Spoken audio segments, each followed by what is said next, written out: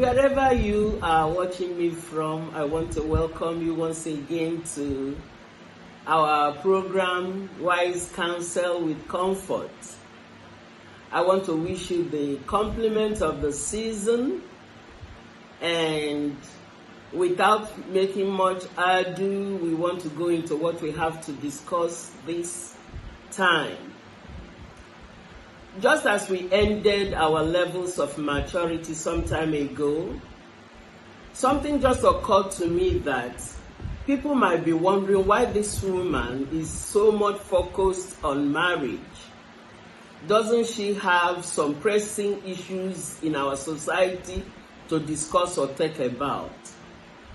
So having considered that, I said, let me discuss with my people to let them know why I am somehow focused on marriage.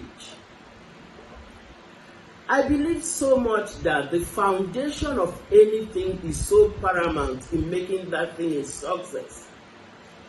And marriage being one of the solid foundations of life, because it is through marriage in most cases that children come to the world and at the same time they are nurtured into the society. And so if the foundation of marriage is not solid enough, that marriage might tend to have some problems. And so because of the interest I have and the passion I have in seeing people succeed in marriage, I decided to focus a little bit on that. It is true, later in this program we can delve into so many other things. But can you permit me for some time to talk about some issues in marriage? And so this is why I am focusing on marriage for now. Just as I said, the foundation of everything is key to making it work. If you give a child a sound educational foundation, the child might go places in life. If you have a solid foundation in your marriage, you might in a way be successful in it. What do I mean by solid foundation? Solid foundation is what you know about marriage, the things you've learned about marriage, the people you have interacted that have known so much about marriage and are successful in it. So if you have a solid foundation in it, the tendency is that you might equally be successful like those people. Because I was not given chance, 0% probability of success in marriage. And here I am today.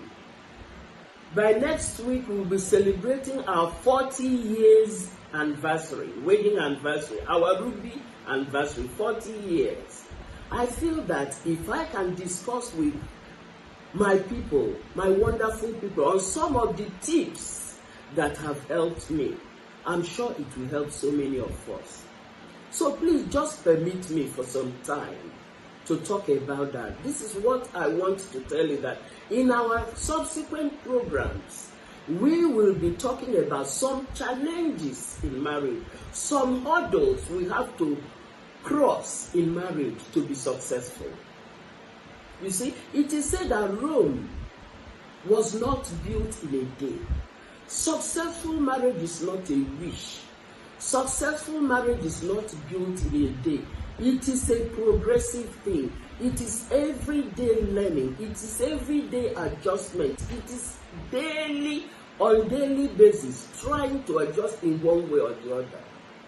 Just as I told you, by October this year, we clocked 40 years in marriage. People never gave me the chance that I would succeed, quite all right. I don't know the impressions they have about me. But because by God's special grace, we are celebrating it. So I want you to please join me in shouting and clapping to God that have, through His grace, for these 40 long years, kept us going. Quite all right. So many challenges. Quite all right. So many hurdles crossed. But here we are every day. God gives us the grace to continue, to let the past be past and continue. So I want you to please stay tuned that in our subsequent discussions, we are going to handle some of those challenges that may crop up in marriage, and we discuss on wise areas, how we can handle those challenges. I told you there are many of them: financial, material, other challenges you can talk of.